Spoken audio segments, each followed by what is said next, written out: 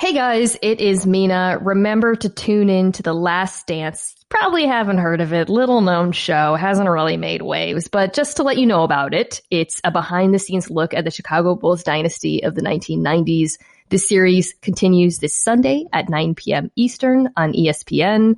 Listen to the wrap-up podcast hosted by Jalen and Jacoby immediately after the broadcast, which is presented by State Farm and brought to you by AT&T.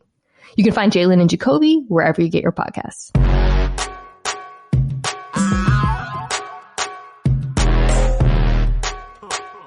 Hello! Welcome back to the Mina Kime Show featuring Lenny, the only NFL podcast where one of the hosts could realistically communicate with Bill Belichick's dog GM, Nike. The draft, that's me. I can communicate with dogs. The draft is in the books. We are processing the picks. We are grading them. We are grading the grades. I want to grade the people who grade the grades. But we've also gotten some kind of weirdly interesting NFL news over the last few days. So there's a lot to talk about. And I am delighted to be joined by, I believe, second-time guest, PFF Sam Monson. Thanks for having me. Second time, right? I'm right about that. I think so. Yeah. I had Steve on once, PFF Steve. I call all you guys PFF first name. What happens if you have two people with the same name? Do you have to do like on The Bachelor where there's like a Sam C and then he's Sam C forever? That's basically what happens because we do, right? Once you get behind the scenes and you get into the army of data collection guys, wow. We've got a ton of mics. So it has to be, they get initialed in order to get assigned to games. So they end up just going by the initial sequence, like MIC. MIC. I know there's PFF Eric, PFF George. I saw them at the Super Bowl. Yes. PFF. You could just make them up, I feel like, really easily. I also we watched the Seahawks game. We watched Super Bowl 49 together it was you, Steve, was George there? And Eric was there, and then PFF Chris, aka Chris Collinsworth. Yeah, PFF Chris. That's how he's known. You know, PFF is really his calling card. The fact that he was a multiple Pro Bowl receiver, announcer for NBC. That's second billing. PFF is the big thing. Chris Collinsworth, definitely who is this crazy woman who I've never heard of or met? Very shooketh. Sam, I'm excited to talk draft with you because you follow the draft really closely, and I'm excited to talk. In the second half of the show, we're going to talk a little bit about some of the drafts we really loved. I think that there's a bit of crossover there, but we'll pick out a couple of them. And then I wanted to talk about moves in the draft this year that are likely to actually materially impact the 2020 season, if it happens. Sounds good. I think there's some really interesting ones, especially with all the skill players taken. But before we do that, I wanted to talk about the Jordan Love thing, which I am still mentally processing and working through, and then the Jalen Hurts thing, which Eagles fans are still mentally they are so mad. They are so angry about it. So I want to walk through that with you because I'm not as angry about it as them, and I'm questioning if my relative lack of anger means I'm wrong. But before we get to that, I want to talk about two of America's least polarizing, most neutral quarterbacks, Jameis Winston and Taysom Hill. Nobody has any opinions about them. Nobody really cares, but we're going to talk about them. Right. Very middle of the road, guys. Nobody's on either end of the extremes. So for those who missed the news, Jameis Winston signed a 1-year deal with the Saints. I don't think we've heard the financial terms. They didn't have a lot of money, so I'm guessing it's not a lot of money. And then Taysom Hill signed a 2-year contract extension for $21 million, 16 guaranteed, I think. Let's start. I think the Winston thing is kind of weirdly more straightforward. This seems to me to be a pretty clear win-win for both sides. Am I missing anything? Well, it's definitely a win for the Saints in that it's a cheap deal and you pick up a quarterback who, whatever you think of Jameis Winston, his ceiling is still pretty high in terms of buried on the depth chart NFL quarterbacks. Like the dude had 5,000 yards, threw for, 30 touchdowns. He can play in the NFL a lot better than plenty of quarterbacks who are a lot better than quarterbacks that are starting, let alone quarterbacks that are backups and third string guys. So it's a no-brainer for the Saints if he'd reached the point where he was willing to take that kind of deal. For him, I don't know if you can call it a win because sure, he's going to the Saints. This is a team that's definitely making a run at a Super Bowl. He's got a reasonable chance of coming out of this with a ring on the other side. But this is a guy who's gone from starting quarterback and a guy who people were sort of saying if he'd stuck around for another year in Tampa Bay, maybe this is the year that Bruce Arians' magic pays off and he could look really good, finally realize his potential, to nobody wants this guy as their quarterback. And he's suddenly been relegated to accepting this role buried on the New Orleans depth chart. So I guess having a job is better than not having a job in these times, but it still feels like a bit of a stretch to call it a win for Jameis. Yeah. So from Jameis's perspective first, I mean, there's just nowhere else at this point, right? Once it became clear that the Patriots were not in the Jameis Winston market and the Chargers would be drafting a guy, and obviously they did, they went out and got Justin Herbert. I mean, he just ran out of spots.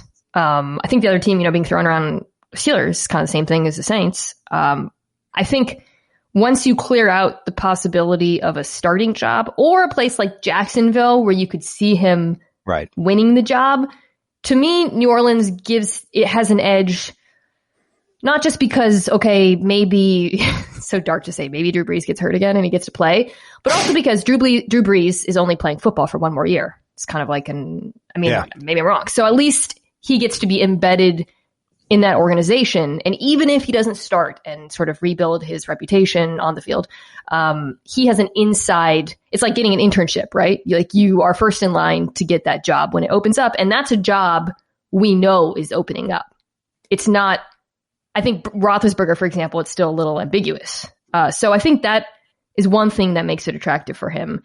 From the team's perspective, I think this is the only thing that I agree. Like, he is the kind of like Nick Foles type backup quarterback in that you get the variance. Like if you catch the wind, you could ride like a 5-game win streak with Jameis Winston. You know what I mean? He could lead a comeback. But it's interesting to think about it because you could not find a more opposite quarterback from who they had last year in Teddy Bridgewater, who kept the ship on course. So it's interesting to me that philosophically, like when you think about backups, what do you want out of backup? Do you want variance or do you want a safe quarterback? They win in it's the opposite direction. Right. It's like the Bills taking Jake Fromm as the backup to Josh Allen. Incredible. Like you could not find a more diametrically opposed quarterback than those two. And this is the same with Jameis. Jameis is incredibly interesting to me though, because, we joked on the PFF, on our podcast, we talk about the volatility of quarterbacks. And Jameis is the most volatile quarterback in the NFL by a mile from anybody else. Like, I think pretty much since he's been in the NFL, he has led the league in terms of the percentage of positively graded throws he has in his dropbacks. Like, it's not Brady, it's not Rodgers, it's nobody. It's Jameis Winston has a positive grade per dropback more often than anybody else. But he's also right up at the sharp end in terms of the percentage of turnover-worthy plays. So the very worst throws, the most boneheaded decisions, he's always at the top end of that scale as well. And it's like, what do you do with that? And most of the time, the NFL, I think, skews towards chasing that variance because if you can smooth it out for a little bit, you get the 2015 Cam Newton season, you get the 2015 Carson Palmer season. And I think coaches are inherently inclined to think they can fix that anyway. Right. Like even if it's not chasing variance, even if you just look at it and say, hey, I'm a coach. I understand why he's making these bad decisions. I can fix that. Don't worry about it. And when I do, he's a superstar. Whether it's a good process or bad process, they usually skew in that direction. But, we nickname Jameis Winston Cesium because he's the most volatile element you can find out there when it comes to quarterback play. Incredible. Such a nerdy nickname. I love it. Yeah, yeah, it is. I mean, what you describe how like coaches chase variance and like they love raw clay. I mean, we see that in the draft every year. Justin Herbert just went 6th, but it's a little different with backups. That's all I'm saying. You know what I mean? Like from a team perspective, we don't always see that with backups. Again, he has the upside to be the best backup quarterback in the NFL. It's obviously right now. We'll see. I don't know. It is interesting also in conjunction with the Taysom Hill signing, mostly in terms of what it says about what the Saints think of Taysom Hill. I continue to maintain they do not think he is a quarterback or the quarterback of the future, rather. And that's all of their actions in terms of starting Teddy over him for 6 games, signing Jameis Winston reflect that. However, one thing that does not reflect that is the money they just gave Taysom Hill. I think Taysom Hill is an extraordinarily useful football player. I said that on our Around the Home today. Like just the numbers bear that out. He is useful. He is productive. He does good things for your football team. I just don't think he's the quarterback of the future.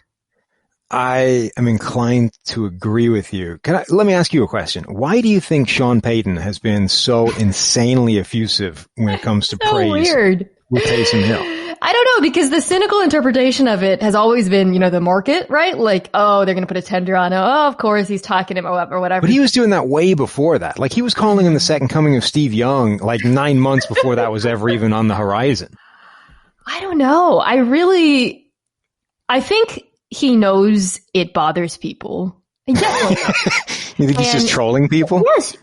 I really enjoy Sean Payton as a football coach. I also enjoy him. He is the NFL's preeminent shit poster. Like, he shit posts. That's true, yeah. I mean, you see that at the draft when they were showing his house, he had all kinds of like products on the table that were like not NFL friendly. Like he wore the Goodell shirt. Taysom Hill is his way of throwing up a middle finger to the league. I have had guys who work for other teams text me annoyed when he uses Taysom Hill. That is like, they are just like us at home tweeting and being like, why are you giving the ball to Taysom Hill? Is the ultimate player where like you get so upset when he gets the ball. But in short yardage situations, he is incredibly effective. He changes the numbers advantage. I think it's reasonable to argue that it's too much money, but I think he's a useful player. Here's the thing. I wrote a piece a while ago that was basically making the case that I think you could build an offense around Taysom Hill as a starting quarterback, and it wouldn't necessarily be bad. I just came to the conclusion that, like, okay, you could do this. He's not Lamar Jackson, but a lot of the same principles exist, right? And if you look at his performance just as an actual passer, as a quarterback in preseason and in college, and I think he could function.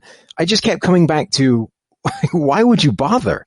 Like, you might be able to craft this really good offense around him where he becomes a useful member of it.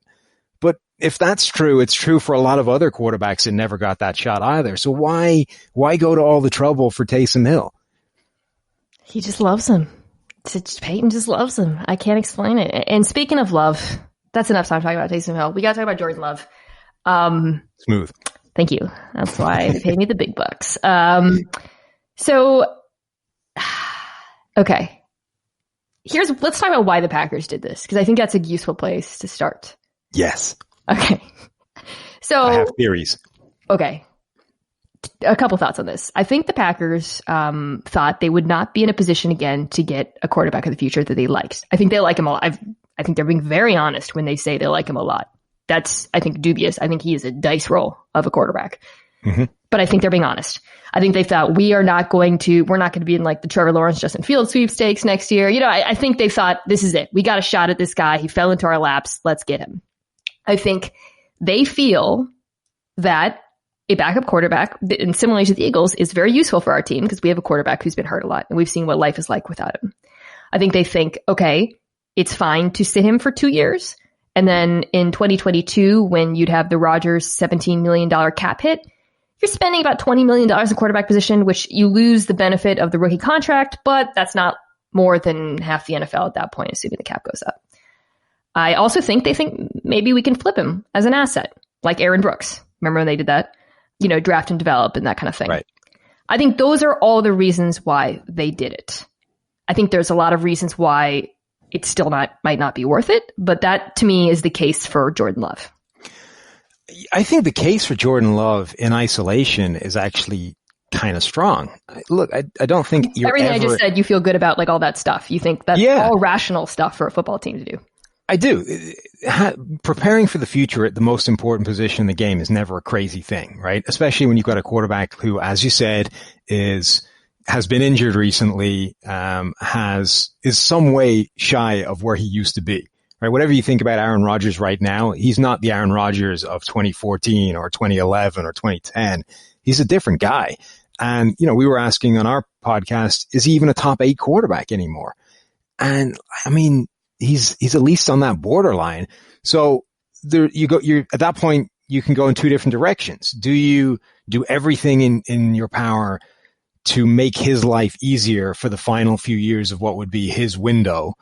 Or do you start thinking, okay, we now need to think about a succession plan, because if he's on the decline, if he's never going to be that guy again, we can't just have that walk away and then suddenly we're in quarterback limbo. So I think the Jordan Love part of their pack of the draft for them makes some sense. Now, it's complicated because you're going to be dealing with a quarterback who I imagine is singularly likely to get pissed off with that happening.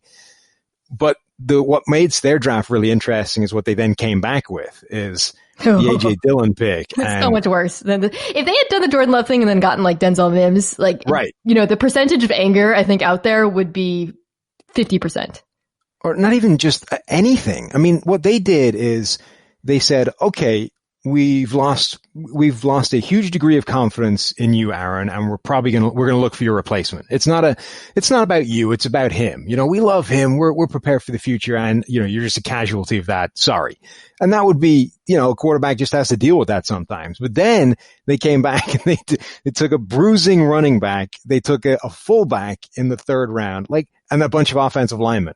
It's like, not only have we decided that you probably don't have your best play anymore, but we've also decided that we're probably going to marginalize you as an offensive weapon and lean on the run game more and take the ball out of your hands even more and try and win the football game 12-9 as if it's, 1984. That's just bad. Yeah. I think that's where it really loses me is when you look at all of this, including free agency, by the way, when you look at everything they've done as a whole, you start to get to what I think is the worst case scenario. So I think there is a disconnect between maybe fans and some analysts' perception of how good the Packers were and how good they actually were. And I think the team is aware of that. And I think that this reflects that, right? Like there's this feeling, oh, wow, we came so close to the Super Bowl. We're one piece away, when every advanced metric shows they got lucky. Every advanced metric. That's so in some ways, again, it's like, okay, well, we actually weren't that good. So it's a totally appropriate time to start thinking long-term and planning for the future. It's not like we're the Saints kind of, or even the Colts, you got these teams kind of going all in. We're not necessarily that team. Also, we have this offensive philosophy we are embracing, as you mentioned, which is when LaFleur came in, that was the rap on him, that he wanted to run heavier sets and run the ball more. And last year, I think you saw sort of a marriage of things between him and Rodgers. This to me suggests they are going full tilt that way. I don't have issues with the Packers being realistic about how good they are. The problem is the next 2 years could go so haywire, right? Like the best case scenario is this lights a fire under Rodgers. You get the Brady post Garoppolo years. He's awesome. It's great. The worst case scenario, and I think this is fairly likely, is that he's similar to how he was last year. The team is not lucky. People believe the organization put him in a position to fail by not investing around him and doing the stuff we've been talking about. And they kind of muddle along for 2 years. And then 2022 comes and you're in this incredibly awkward position where it's not obvious what the right decision is for the organization. And I worry that that's where things are headed. Or there is no right decision. Like whether, Rodgers at that point may be done, you're left with having to go to Jordan Love and he isn't any good. And suddenly you've got no plan anyway. I agree with you. I think it's actually smart for them to have the self-awareness to go, we were not as good as our record last year and we were not as close as we seemed to be given that we got to the NFC Championship game. But I honestly think they looked at what happened in that game and LaFleur kind of looked across and went, this is what my offense is supposed to be. They got dominated on the ground. The 49ers just ran all over them. And he was like, this is what I'm supposed to have. This is supposed to be my scheme. I'm supposed to be able to run all over everybody. And instead I'm getting destroyed. So they've just swung like all the way towards that. Let me get a 250-pound running back. Let me get a Kyle Juszczyk of my very own in the third round. And I'm just going to take it out of the quarterback's hands. I'm going to have a Jimmy G offense where he only has to pass the ball 8 times. You're like, well, okay, but you have Aaron Rodgers. They don't. Like, that's probably not the way to go when you have one of the greatest quarterbacks of all time, even if he isn't that guy anymore. How do you not watch that game and think, I need a linebacker? I mean, they got one in like the 5th round, but Jesus, that defense is also is a strong regression candidate for 2020. I think the whole team is. All right. Well, like I said, I want to say one thing, which is the first scenario I mentioned where this lights a fire under Rodgers is totally realistic. Yes. If there was ever a quarterback in the NFL who would have his fire lit by this, it is Aaron freaking Rodgers, because he is a competitive man. And I will just say that. 100%. Those guys are wired differently. Tom Brady is still upset that quarterbacks got drafted above him back in, 20 years ago. It's absurd. I've been using the white man can't jump part where he's, Woody Harrelson is pissing off Wesley Snipes. He's like, cause you play better when you're mad, unlike these other guys. I think there's a pretty real chance that if you antagonize Rodgers enough, he would play better than he has in the last decade just out of spite. God, I don't do anything better than when I'm mad. I just become unglued. I try to do like work or calls or like record things. It all goes south for me so quickly. I'm like frenetic. Anyways, that's why I'm not a, Hall of Fame quarterback. All right. Jalen Hurts, very different situation.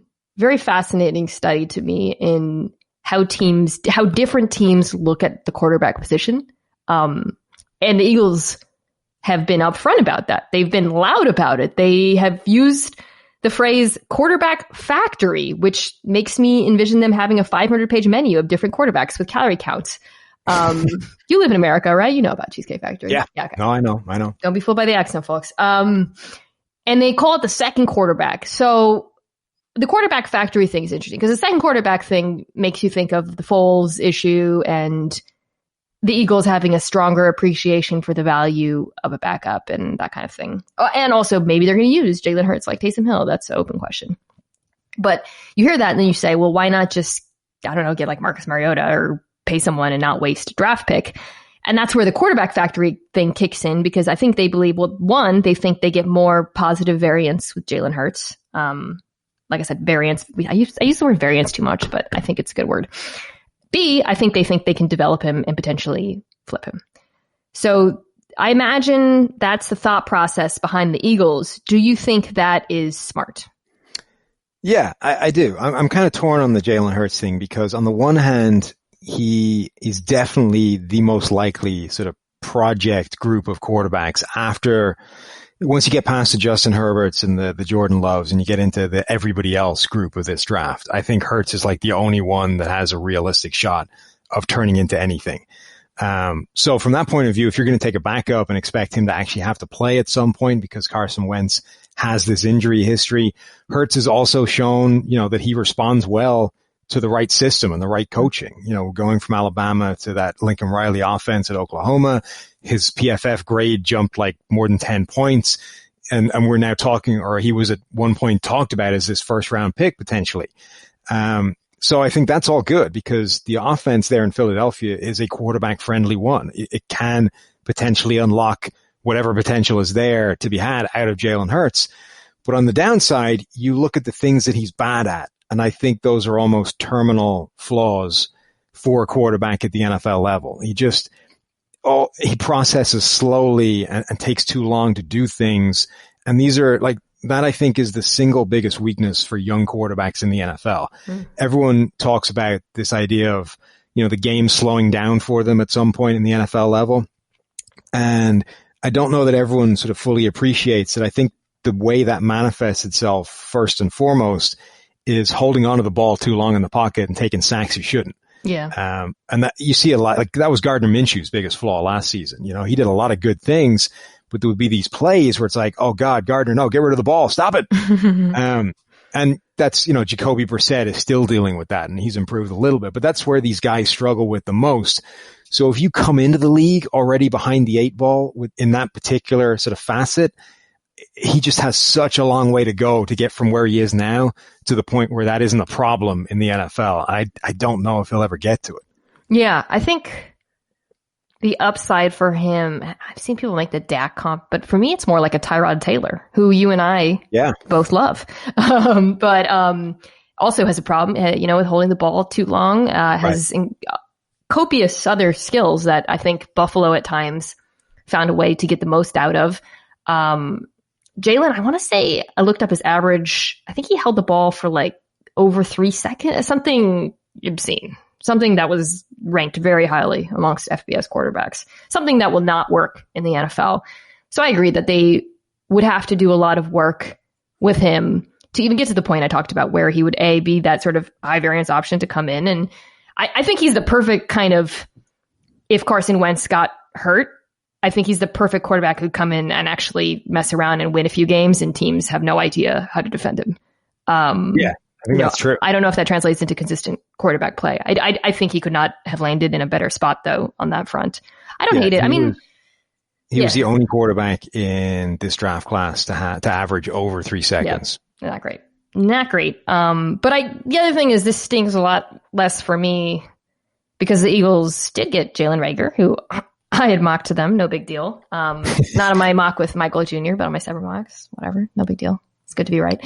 And just added a ton of speed around him. I don't think Carson Wentz should be angry. That's all I'll say. No, God, I love the Reagor pick. I thought that was a fantastic selection. He was a guy I thought was going to go higher than a lot of people did in the first round. He's just got too much talent. He's too good at too many things and was completely screwed in college by his quarterback situation. Like if you watch that guy's targets, it's depressing. The amount of passes that were just going nowhere near him. Not even like, giving him a chance to make a play, but not a good chance. Just no chance. The ball was never catchable at any point. Just a massive rate of uncatchable passes compared to any of these other guys. I will also say that Eagles fans have been more mad at us at PFF when we've said good things about them than they ever had when we said bad things about them. Like the most we ever pissed the Eagles fans off was when we told them they had the best offensive line in the NFL shortly before they had obviously the best offensive line in the NFL.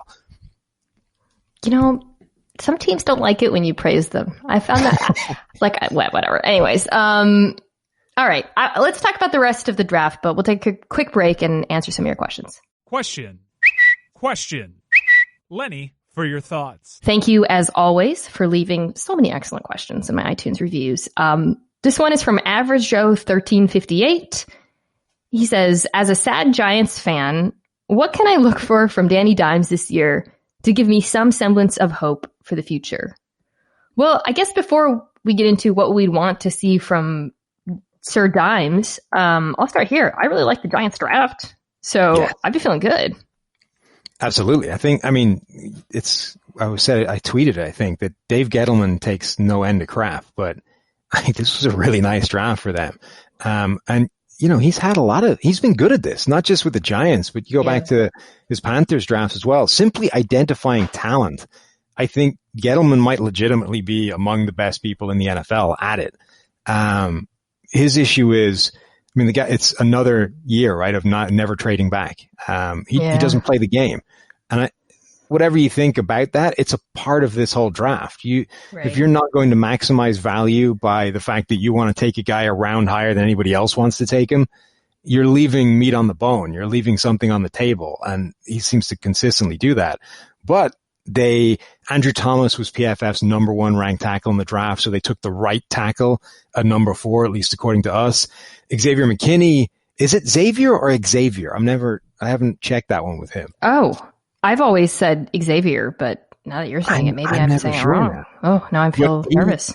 He's basically Simmons, but without the crazy size. That's what I said last week. Yeah, right. Matt Parrott is the sort of developmental tackle that we love. The guy whose numbers are great, who's got all the ability to emerge into another starting tackle as well. So that's a massive overhaul in the offensive line. In theory, I really like what they've done.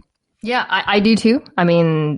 Heck, if McKinney falls into your lap like that, that's great. You don't need to trade down. I'll just say for the Dimes question, the obvious thing is he has to take better care of the football. I think that his sense of pressure, I think he's a really good athlete and was hoping he would be used in that capacity more often. So we'll see this season. Better decision making and pocket presence, probably what it comes down to for me. Yeah, he's got a lot of what we just talked about with Jalen Hurts in terms of it's taken too long at the moment. It's so common. And that's why watching Burrow and Tua, it literally is just like a different sport, right? Compared to all of these other young quarterbacks. I think anyways, I don't want to go on a Burrow and Tua tangent. Okay. Goose Op 21. If you could assemble a super team of a franchise's former and current players, who would you choose? Oh, God. So you're using the former players, but at their peak. Right. Huh. Ooh. Okay, that's a good one. I mean, the Niners got to be up there. Yeah, Dallas has got to be up there. Dallas has got to be up there. You know who'd be a sneaky team for this? The Vikings. No, not sneaky at all. I love that pick. You get Randy Moss, Adrian Peterson, that offensive line you could build, Randall McDaniel. I think you'd be able to create a pretty kick-ass team with the Vikings. Packers too, some of the older defenses coupled with 2010 Aaron Rodgers. That would be fun. Yeah. Are we missing anyone obvious? I mean, you've probably got to have the Patriots somewhere, right? Just for Tom Brady at his peak. Yeah. Patriots, belong there, yeah. Steve 616169192, really hope that's not your phone number, asks, out of all the ESPN personalities, he has a long question about how we should do a steel cage match between Kendall Roy and Bobby Axelrod of Billions. Wow. I put my money on Bobby Axelrod. And then bonus question, out of all the ESPN personalities, who should be on The Bachelor, Bachelorette next season, and why is it Mike Golick Jr.? I endorse that sentiment. Yeah. He's also single, so it's like a safe one. Perfect. Yeah. I know you guys love Booger. A Booger Bachelor would be good too. That would be pretty epic. Last question is, oh, wow. Okay. I've got a really long question about X-Men, the animated series, but I need to do research for that in preparations. My favorite show. Tom asks, has any fan base been more tortured than the Saints the past 3 seasons? Ooh. What do you think? Probably not over the past 3 seasons. Bill Simmons did a thing years ago. It was after the 2009 NFC Championship game, actually, ironically, where he was talking about what you need to be or what you need to have in order to be a cursed franchise. Like the Browns can't be cursed because they're never good enough, right? So it's just everyone accepts that they're bad and that's the way it is. In order to be cursed, you have to have everyone believe that it's going to go to hell. And then just at the last second before it goes to hell, you've bought in again. So this was the Vikings back in 2009, right? You knew it was going to go bad with the Brett Favre thing. Of course it's going to end with Brett Favre interception. Right. But the moment before it happens, you're like, he's going to do it. He's going to make it. This is the drive. That's what struck me when we rewatched 49. It's like, if not for that stupid curse catch, I'd be fine.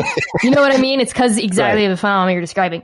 I think even though the Falcons Super Bowl was before the period, I think knowing you got so close and then the acute awareness that it's never going to happen is pretty brutal.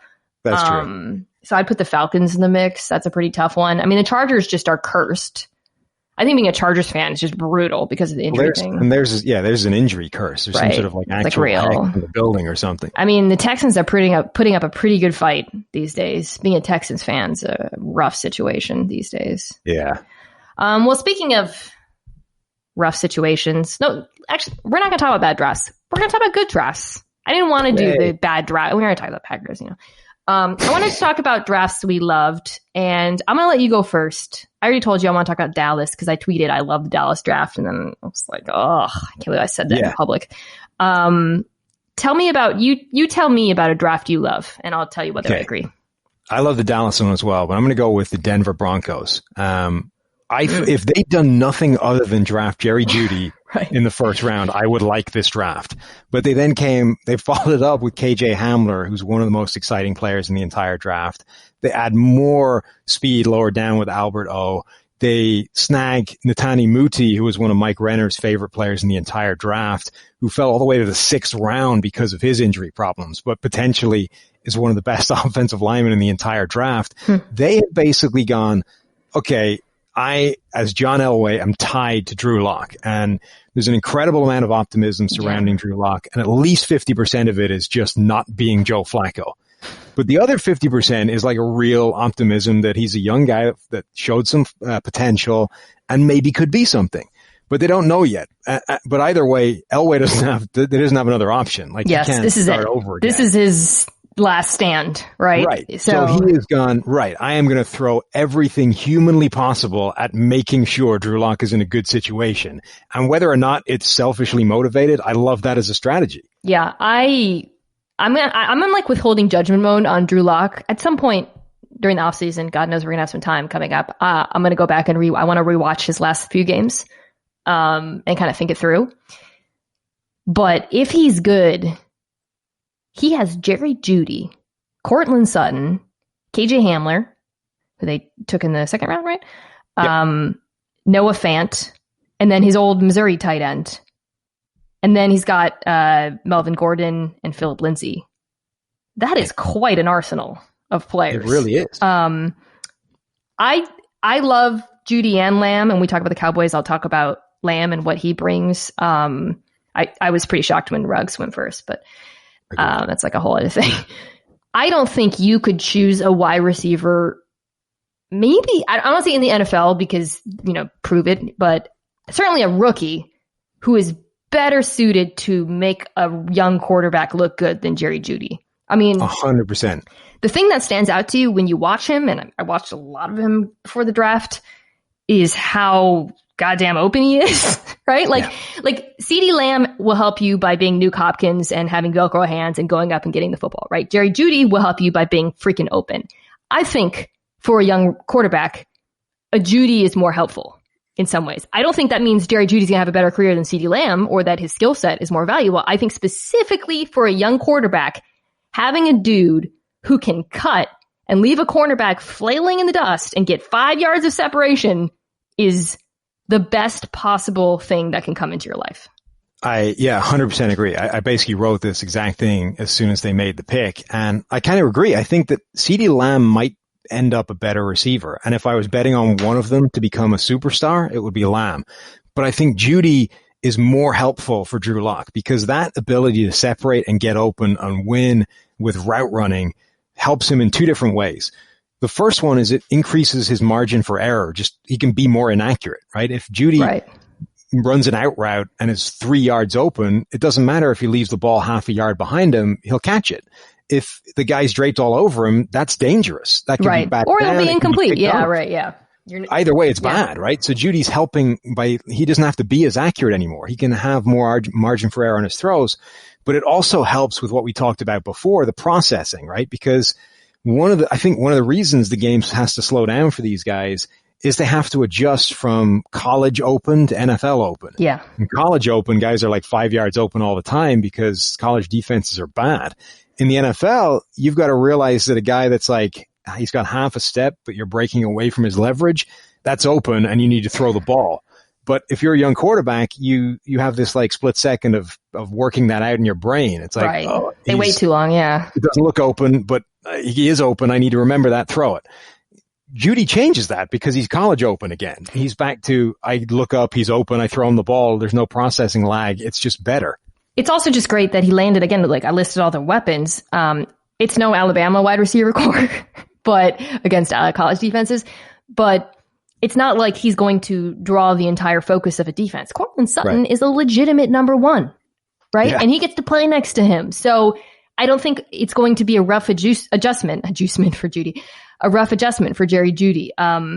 Similarly, CeeDee Lamb gets to play in a freaking ridiculous group. And that brings me to my draft, the Cowboys. I mean, what the Cowboys have done, like I just remember a couple of years ago asking if Alan Hearns was their number one. Was that 2 years ago or 3 years ago? There was some point where it was like, oh my God, they don't have wide receivers. Yeah. It was not Dak's rookie year. I think it was like 2 years in. Now, they have CeeDee Lamb, Amari, and Michael Gallup. And we know Mike McCarthy loves using 11. That is freaking insane. And I think Blake Jarwin, by the way, is pretty good. Zeke Elliott is going to eat. Like, I just think you cannot buy enough stock in this Dallas Cowboys offense right now. The rest of the draft, I should mention, getting Trevon Diggs in the second round, Neville Gallimore in the third round. I thought he would go much earlier. My beloved Bradley Anae of Utah, edge rusher. Actually, the one quibble I will have with the Cowboys draft is I think they're thin on edge. I don't think Bradley Anae is like a day one impact guy, even though he did grow up swimming with sharks and called them water dogs. I think that there's a lot hanging on like Randy Gregory, and that's concerning. Aldon Smith. And Aldon Smith, yeah. So, right, because other than them, opposite DeMarcus, it's like pretty thin there. Yeah. So that would be my one quibble. But I think, I mean, clearly, Sam, like CeeDee Lamb was there, and they were just like, all right, it. 100%. And they're right. Like, they're absolutely right to do that. Like, I don't think it would have ever come up that was a scenario that was possible. CeeDee Lamb was the one receiver in this draft that I was like pretty certain would not start to slide beyond the top 10 very far. I didn't see any scenario where he made it past Oakland at 12. And yet he gets all the way to Dallas at 17, at which point they're like, all right, that's what we're taking. Now we'll figure out what's around in the second round later. But their draft was so good. You know, PFF has this mock draft simulator. If you had come out with this draft before the draft, people would have said your simulator sucked because there's no way these guys are all available when they were taken. That's amazing. Other drafts I liked the Jets draft in addition to the Giants draft. What a weird timeline we're living in now where I like the Jets and Giants drafts. I know that I overweight Denzel Mims. I'm aware of it, but to get him there is just freaking rules. And then the Vikings draft was the other one. Yeah. I've highlighted a lot of players they got there I liked. The other thing I wanted to ask you about, Sam, was not just kind of grading drafts, but what were some things that happened over the weekend, players acquired, drafts, picks, that you think will materially impact teams this year? The 49ers snagging Trent Williams when Joe Staley was sort of retiring out of the blue is huge. That's like a potential. It's upsetting. It's a potential season-altering hole on your offensive line that just gets immediately papered over, and all it costs you is a couple of mid-round picks. Like, that's how teams keep winning.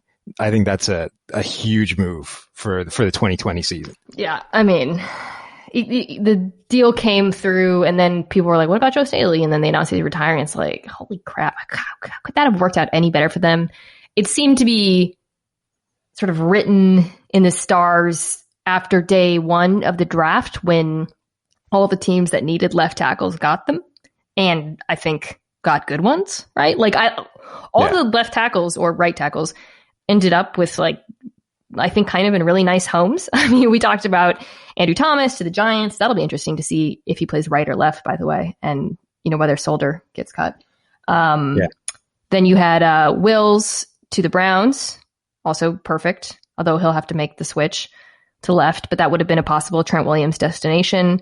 Becton to the Jets, like that too, and then Wirfs to the Bucks. And once that happened, I was like, all right, I can't really, like, you know, Trent Williams got to, like, go to somewhere random now, because those were all the teams that had been linked with them.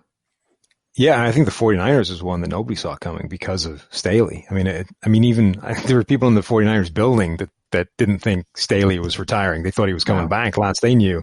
And then suddenly it's, Trent Williams is here now. What a contrast to the Niners, like 6 years ago when everybody was just retiring and they had no plan, when the whole defense imploded. And it was like, oh, okay, another guy. Well, oh, shoot. Chris, oh, all right.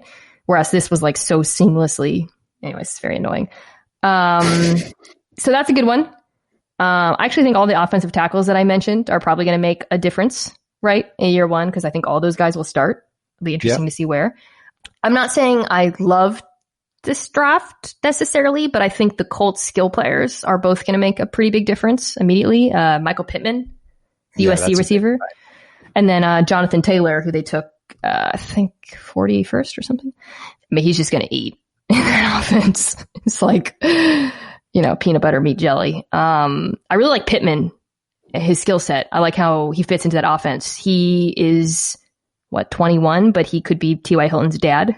I'm going to really enjoy seeing them together. Yeah, it's just like, you know, it was what everyone knew they needed to get Phillip Rivers a big body. Yeah, who could, you know, do stuff over the middle of the field and also had some nice vertical speed, and they got him. So makes a ton of sense. It's kind of a no-brainer. Right. I think you mentioned the other team that it's going to make an impact. The Vikings' first 4 picks are probably all going to have to play major playing time, and that's going to define how good they are next season, because, you know, cornerback was just a train wreck for them heading into the draft. Wide receiver, they have to replace what Stephon Diggs left. I guess Ezra Cleveland could potentially have some time to develop if they keep Riley Reif around, but alternatively, they could cut Riley Reif and Ezra Cleveland straight in there. So I think the Vikings both two things could happen. I think they could be worse because I think Justin Jefferson is downgrade from Stephon Diggs, and it's like they've got a bunch of rookies. And yet I'm also deeply impressed with what they did because it's like they turned lemons into lemonade, right? No cap space. I forget how many picks they came in with, but they left with 15, which is the most in the common draft era. At one point they had 13, heading into day 3, they had 13 picks left. Jesus Christ. When I was watching, I was like, what? When they were on again. This is a well-run organization, and I think it showed. The one thing also I want to talk about potential impact, and I don't think maybe in the best way, is the Chiefs taking Edwards-Helaire. I'm really not trying to fulfill all the, stereotypes about me. That's so self-aggrandizing to even believe that people have preconceived notions about you. But you guys know what I say about running backs and drafting. Now, the Chiefs are what the Packers fans think they are. They truly don't need any. I mean, they need a corner, but I worry. Everyone looks at the running back and they say, well, he's going to, be awesome in that offense, and he's going to be Brian Westbrook 2.0. And, it was the missing piece. I have faith in Andy Reid not to use a running back excessively just because he drafted him in the first round, but it just doesn't seem like a good use of value to me. So it'll be interesting to me to see how that plays out. Just coming off a season in which, Damian Williams, who was undrafted, gave you the production you needed. Yeah, it's an interesting pick because I think there's almost no way that it looks bad after a period of time. Exactly. He's gonna shred. He's gonna be awesome. Yeah. He's so talented. And well, not just that, but he's going to have gone from the best quarterback and offense in college football to the best quarterback and offense in the NFL, which have exactly the same effect on his production, i.e. they'll make him look like a superstar. And he's a good player, but his production was dramatically more pedestrian before Joe Brady and Joe Burrow got there at LSU. And I imagine the same thing will be true if he goes outside of the Andy Reid, Patrick Mahomes warm embrace in Kansas City. But he'll look great, and therefore everyone will say, well, that was a great pick. But the issue is one of opportunity cost, right? It's what did the Chiefs sacrifice the chance to get or to upgrade by taking a running back at the back end of the first round? They could have had a quality starting corner. They could have had, a new wide receiver. I mean, Sammy Watkins got 1 year left. Tyreek Hill is only ever, one incident away from being suspended in a major way. As much as those weapons look phenomenal, they're not that far away from that being eroded pretty quickly. You could have taken a wide receiver and built some contingency in there. So I think that's how it has to be judged against is what did they give up the chance to get by taking him there? Yeah. I mean, I'm just looking at round 2. Right. And I mean, first of all, the DBs didn't really start flying off the board until a little bit later. You had Jalen Johnson who I really like. I've talked about him before. You have him at 50. Then you had Trevon Diggs right after at 51. Christian Fulton, Jesus Christ, at 61. It's like Fulton in that defense, I think would have been amazing. All 3 of those players would have been really helpful, frankly. So I don't know. We'll see. I mean, it's the Chiefs, when I say maybe this was a bad pick to identify as a material impact, I just think you're right. I think he's just going to shred next year, and I think people are going to take the wrong conclusions from that. All right, let's wrap up, as always, by asking our guest a few questions. And now it's time for Dinks and Dunks. I'm getting paid for this, right? 5 questions, Sam. 1 is from Lenny. I didn't write it. And I don't do it in his voice anymore. I think last time you were on, maybe that was the case. Question number 1. Do you really believe the New England Patriots are rolling into the season with Jarrett Stidham? Yes. Yes, because I think we are there. I think they're tanking for 2021. I think they're going after Trevor Lawrence or Justin Fields. Do you think that defense is too good to tank, though? No, because I don't think, I mean, I'm not as sort of militant as the analytics guys at PFF who say defense doesn't matter. But I don't think defense will save you if your offense is bad. And their offense wasn't good last season with a Hall of Fame quarterback operating the strings. It's going to suck with Jarrett Stidham there. So I think this season was about maintaining enough talent on defense so that when they get a quarterback again, they're still okay. But it's not going to be the reason that they win a bunch of games. I think The only thing that surprised me about their strategy so far is that they didn't completely punt in this draft and actually find another first round pick from next year, but maybe nobody was offering one. Interesting. Yeah, because that's what I was just pulling up their draft. And I was going to ask you, okay, like, do you see a lot of developmental guys? Did you see trades for future picks? Like the kind of things that, give away the game a little bit. Yeah. No, sir. They got a kicker with tattoos from a anti-government group. That was their move. Yeah. Well, that was probably the dog's pick. Don't put that on the dog. Do not put that on the dog. Question 2. What is the most shameful thing you've eaten during quarantine? The most shameful thing. You see, my diet is terrible anyway, so it hasn't really changed much. It's just like a meal. Like you were like, I can't believe I'm eating this for dinner. Oh, so what did I have the other day? The other day I had a bowl of instant grits with tuna fish thrown into it because it was all that was left in the pantry. It's disgusting. It was. Question 3. Who starts first, Tua or Herbert? Tua. Could go either way, right? Yeah, it could actually. That's more interesting than it first appeared. When First I was like, obviously Tua, but then I was like, You can just see Tyrod having like a 200-yard game, and the fans are really angry, and they still win. But like, well, the good thing is there's no fans there, so that shouldn't impact things. That's Anthony Lynn, long game. Question 4: when you're watching the draft, who was your favorite GM or coach's setup? Oh, so it's either one of two things. It's either Matt Nagy's madhouse of play sheets just stapled to his wall, or the fact that Jerry Jones just sequestered himself on his own private yacht and did the whole thing from there. Mike Florio was saying before the draft that Jerry Jones is going to cut himself off from everyone else and nobody can stop him. If this is what happened, have we considered the possibility that Jerry Jones is a freaking genius and might be the best GM in the NFL? Let him do whatever he wants from this point out. Well, we had that topic on camera on one of my shows, and everybody was making fun of him when that story came out. And I was like, actually, guys, when you look at Jerry Jones' first round picks in recent years, they're pretty good. Like, I know there's the Manziel story and then the Paxton Lynch, like quarterbacks, not good, but sure. Everything else, he's had some pretty good drafts, that his lair, it was hilarious to me because it was like, it was wealth and opulence, but it was like not nice. You know what I mean? Like it wasn't like classy. It kind of had like an 80s feel. I'm so sad that on day 3, the way like Roger Goodell was just getting progressively more entrenched in the lazy boy. Oh, love that. Yeah, sinking into it. Yeah. Yeah. I'm so sad that Jerry didn't transition to the sun deck and, board shorts and a giant comfy chair and just start dialing people up from the lounger. That would have made everything. Last question. This one's from Lenny. He wants to know if you were disappointed because a dot wasn't drafted first overall. I get because of PFF system, I'm not big into the dots because we have the whole thing that's like tied to video. Shut up. You love the dots. You only watch the dots. Don't love the dots. I'm not one of those guys. It's other people. I'm not one of them. I promise.